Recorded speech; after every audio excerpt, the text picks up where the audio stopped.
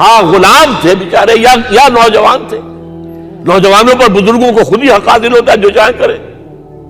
اور غلام تو ملکیت ہوتا ہے، زندہ ذبح کر دے تبھی کوئی پوچھنے والا نہیں. تو جو بیت رہی تھی بلال پر، ابو فقیہ پر، زنیرہ پر، جو ان پر بیت رہی تھی، جو خباب پر بیت رہی تھی، جس طرح ہلاک کیا گیا ہے حضرت سمیہ کو، حضرت یاسر کو، یہ ساری تکلیفیں انہیں بھی تھی. لیکن کیا اس کا یہ بالواسطہ ایذا محمد کے لیے نہیں تھا صلی اللہ علیہ وسلم. آپ کے ساتھی آپ کی جانثار.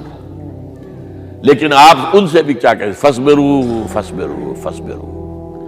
جب ابو جہل بدترین ٹارچر کر رہا تھا حضرت سمیہ اور حضرت یاسر کو رضی اللہ تعالی عنہما، آپ کے علم میں ہے کیسی کیسی ٹارچر کی ہے. جوان بیٹے کو باندھ دیا ایک ستون کے ساتھ، اس کی نگاہوں کے سامنے برہنہ کیا ہے ماں کو.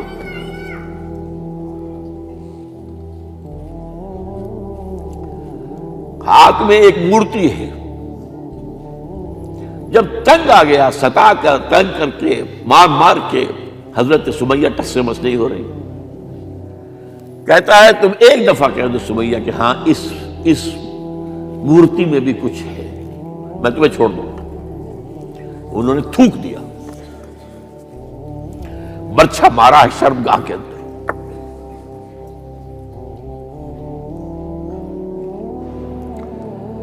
کتنی تکلیف پہنچی ہوگی حضور کو. لیکن آپ گزر رہے. اصبروا یا آل یاسر فإن موعدکم الجنہ. اے یاسر کے گھر والوں صبر کرو، تمہارے استقبال کی تیاریاں ہو رہی ہیں جنت. یہ سیرت کوئی بناتا سناتا ہے، یہ سیرت. یاسر کے ساتھ کیا کیا ہے؟ 4 اونٹ نر سانڈ، اور ان کے ساتھ رسے باندھ کر ایک رسے سے ان کا ایک بازو باندھا، ایک سے دوسرا بازو، ایک سے ایک ٹانگ، دوسرے سے دوسری ٹانگ. انہیں دوڑایا ہے کہ پرکھتے ہو جیسے قسم کے. یہ دین ایسے ہی قائم نہیں ہوا. عدل و انصاف کا نظام ٹھنڈے ٹھنڈے قائم نہیں ہوتا، گھر میں آرام سے بیٹھے ہوئے قائم نہیں ہوتا. اور سنیے، 3 برس شیب بنی ہاشم کے تو قید ہے. 3 برس. اور یہاں کی قید پر قیاس نہ کریں. یہاں تو جیل میں کھانے کو ملتا ہے، راشن ملتا ہے، جیسا بھی ملتا تو ہے نا. اور لیڈروں کے لیے تو class A class B class ہے. اب تو ان کا تو لیڈر تو لوگ جب آتے ہیں جیل کاٹ کر معلوم ہوتا ہے کہ شاید کسی صحت افزا مقام سے تشریف لا رہے ہیں. وہاں کیا تھا؟ Total boycott. ایک گھاٹی، ادھر پہاڑ ادھر پہاڑ، دونوں طرف جو ہے پہرے. کوئی کھانے پینے کی چیز اندر نہیں جائے گی. اور پورا خاندان بنی ہاشم، وہ بھی کہ جو ایمان نہیں لائے، وہ قبائلی زندگی تھی نا. بنو ہاشم چونکہ حضور کو پشت پناہی چھوڑنے کو تیار نہیں ہوئے، ابو طالب نے آخری وقت تک بھی ساتھ نہیں چھوڑا. ہاں آخری وقت کے قریب ایک بات ہو گئی تھی. ایک مرتبہ تو ہوا کہ وفد آیا ہے قریش کا کہ اپنے بھتیجے کو روک لو، وہ ہمارے معبودوں کی توہین کرتا ہے. ابو طالب نے بلایا اور آپ سے کہا کہ یہ کچھ اپنے رویے کو بدلے. آپ نے فرمایا چچا جان، اب تو چاہیے میرے ایک ہاتھ پر سورج اور دوسرے پر چاند رکھ دے، میں اپنے اس مشن کو چھوڑ نہیں سکتا. یہ ہے استقامت. اور ابو طالب کے عین انتقال کے وقت جو معاملہ ہوا، جب وفد آیا ہے کہ ٹھیک ہے اب ہمارا جو ہے صبر کا پیمانہ لبریز ہو گیا ہے، اب ٹھیک ہے آ جاؤ میدان میں، تم بھی ساتھ چھوڑنے کو تیار نہیں ہو. ابو طالب نے بلایا اس کو، بھتیجے مجھ پر اتنا بوجھ نہ ڈالو جو میں برداشت نہ کر سکوں.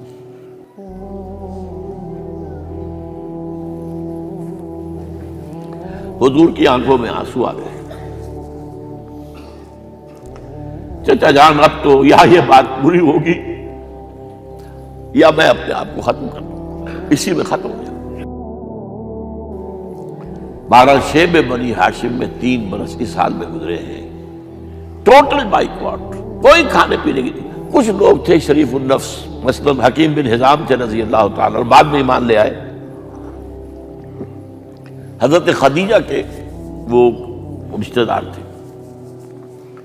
وہ پہاڑ پر چڑھ کر ایک طرف سے رات کی تاریکی میں، دونوں دروازے تو بند ہیں، پہاڑ پر چڑھ کر چوٹی سے نیچے اتر کر کوئی چیزیں کھانے پینے کے دے آئے تو دے آئے، بس اللہ علیہ وسلم۔ کوئی اور ایک آدھ ہوگا ایسا۔ یہاں تک نوبت آئی ہے کہ بنی ہاشم کے یہ پھول جیسے بچے معصوم بھوک سے بلبلا رہے ہیں، اور اس کے سوا کچھ نہیں ہے کہ سوکھے چمڑے ابال کر اس کا پانی ان کے حلق میں ٹپکا دیا جائے۔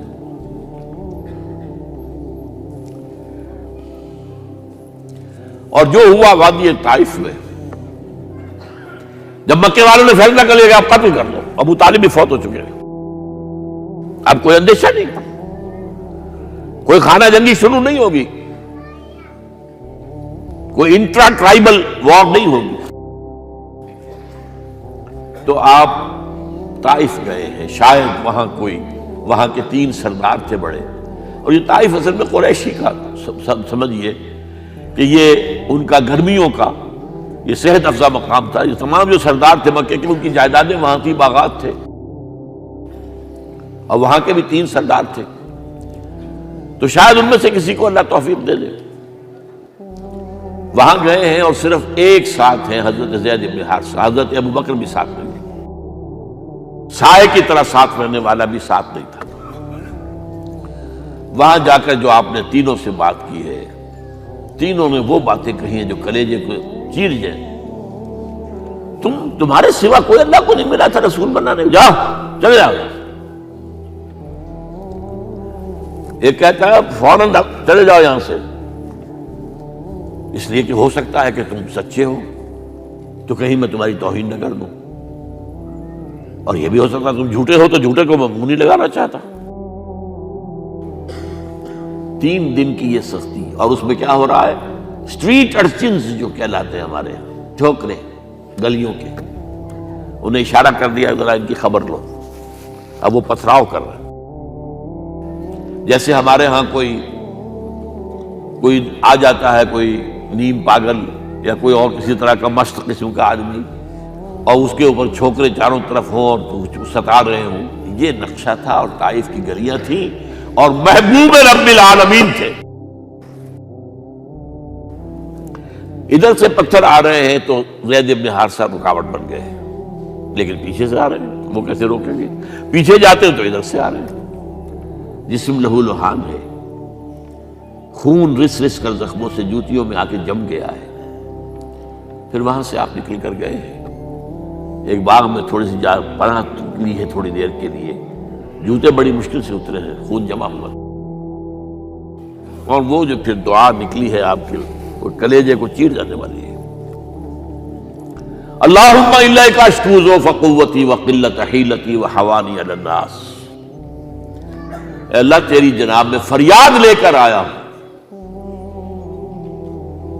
اپنی قوت کی کمی کا، اپنے وسائل کی کمی کا، اور لوگوں میں جو رسوائی ہو رہی ہے، الی من تکلنی الی بعید یتجہمنی او الی عدو ملکت امری، مجھے کس کے حوالہ کر دیا ہے، مجھے دشمن کے حوالے کر دیا جو چاہے میرے ساتھ کر گزرے۔ فریاد ہے کہ نہیں؟ بڑی زوردار فریاد ہے، بڑی زوردار، لیکن پھر مقام عبدیت کا ظہور ہوتا ہے۔ ان لم یکن علی غضبک فلا ابالی،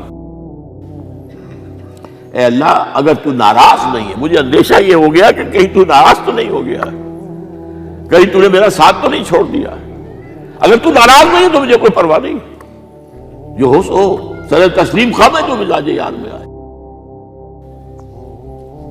واپس آئے ہیں تو مکے میں داخل نہیں ہو سکتے تھے، وہاں تو قتل کا فیصلہ ہو چکا۔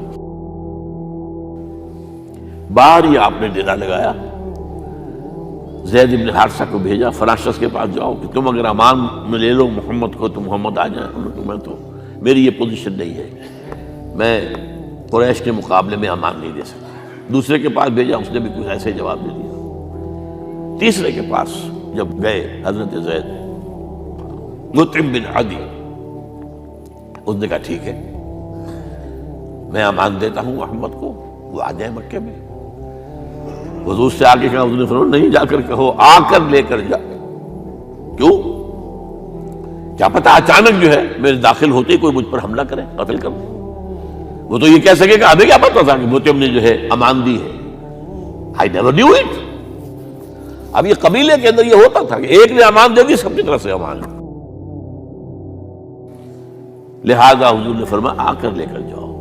وہ اپنے 6 بیٹوں کو ہتھیار سجا کر لے کر آیا ہے اور پھر لے کر گیا حضور کو، کہتا ہوا گزر رہا ہے راستے میں، لوگوں سن لو محمد میری امان میں ہے صلی اللہ علیہ وسلم۔ اس لیے آپ کو مکے کے اندر پھر 2-2.5 سال مزید رہنے کا موقع ملا ہے، اور اتنا بڑا احسان آپ نے مانا پھر مطعم بن عدی کا کہ غزوہ بدر میں جب 70 اسیر تھے قریش کے حضور کے پاس، تو آپ نے فرمایا تھا کہ اگر آج مطعم زندہ ہوتا اور وہ سفارش کرتا تو میں ان سب کو چھوڑ دیتا بغیر کسی فدیے کے۔ بہرحال یہ چند باتیں میں نے آپ کو بتائی، باقی تو یہ کہ غار ثور ہے کیسی کیسی، اور پھر غزوہ بدر سے پہلے کی رات ہے، اور وہ آپ کا زندگی کا طویل ترین سجدہ ہے اس میں، جہاں تک یہ الفاظ بھی آپ نے کہہ دیا اللہ اگر کل یہ جو 313 یہاں جمع ہیں اگر یہ ختم ہو گئے تو پھر قیامت تک تیرا نام لینے والا کوئی نہیں ہوگا، میں آخری رسول ہوں، میری یہ 15 برس کی کمائی ہے۔ اس وقت کہا حضرت ابوبکر نے، وہ پہرےدار کی حیثیت سے کھڑے تھے کہ حسبک حسبک حضور بس کیجئے بس کیجئے۔ بہرحال بدر ہے، احد ہے، زخمی ہوئے ہیں، دندان مبارک شہید ہوئے ہیں، خون اتنا بہا ہے کہ بے ہوش ہو گئے ہیں، اور خبر اڑ گئی ہے کہ آپ شہید ہو گئے۔ یہ سب کچھ، اور سب سے بڑھ کر حمزہ کی لاش سامنے آئی۔ کیسی لاش؟ ناک کٹی ہوئی ہے، کان کٹے ہوئے ہیں، پیٹ چاک کر کے کلیجہ چبایا ہوا ہے۔ کس طرح برداشت کیا ہوگا آپ نے؟ اپنے اوپر تاری کر کے دیکھیں، یہ حمزہ کون ہے؟ چچا ہے، دودھ شریک بھائی ہے، خالہ زاد بھائی ہے، ساتھ کا کھیلا ہوا ہمجولی ہے، اور اس کی لاش ہے۔ جو قلب اطہر پر بیت رہی تھی وہ مدینے میں آ کر ایک بڑا ماحول بدلا ہوا تھا، تب وہ بات سامنے آ گئی۔ جب آپ مدینے واپس تشریف لائے ہیں تو ظاہر بات ہے کہ زیادہ انصار کے لوگ تھے جو شہید ہوئے تھے۔ بدر میں مہاجرین تو میرے خیال ہے 1/4 تھے نمبر کے اندر، 3/4 تو انصاری تھے۔ اسی طریقے سے احد کے اندر معاملہ ہے، تو مختلف گھروں سے عورتوں کے بین کرنے کی آوازیں آ رہی تھی، اس لیے کہ اس وقت تک بین کرنا حرام نہیں قرار دیا گیا تھا، ممنوع نہیں تھا۔ آوازیں سن کر حضور کی زبان مبارک سے نکل گیا اما حمزہ تو فلا بواکی لہو، ہائے حمزہ کے لیے تو کوئی رونے والی بھی نہیں ہے۔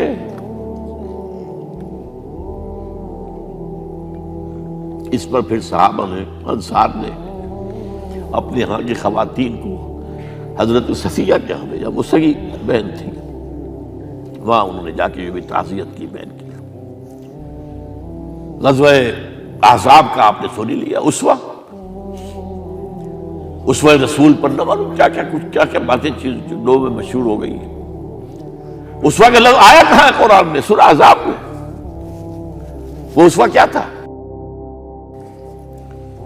جب خندق کھودنے کا فیصلہ ہوا ہے تو خندق کھود رہی ہے، حضور بھی لگے ہوئے ہیں، بھاری بھاری پتھر اٹھا کر کندھے پر لا کر باہر پھینک رہے ہیں، پتھریلی زمین تھی،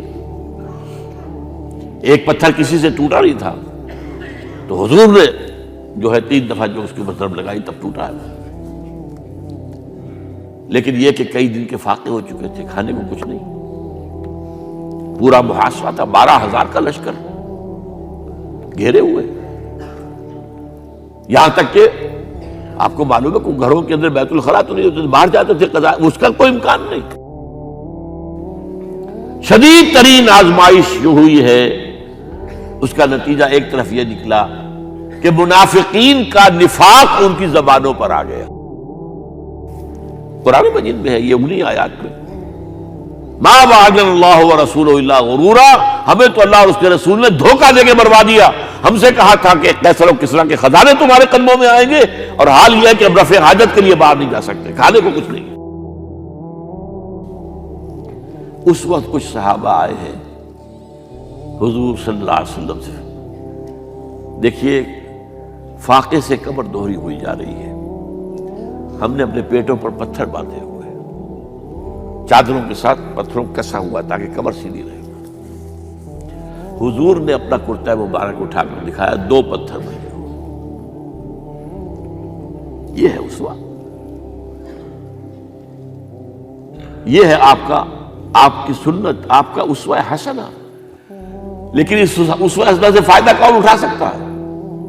لقد کان لکم فی رسول اللہ اسوۃ حسنۃ لمن کان یرجو اللہ والیوم الآخر وذکر اللہ کثیرا۔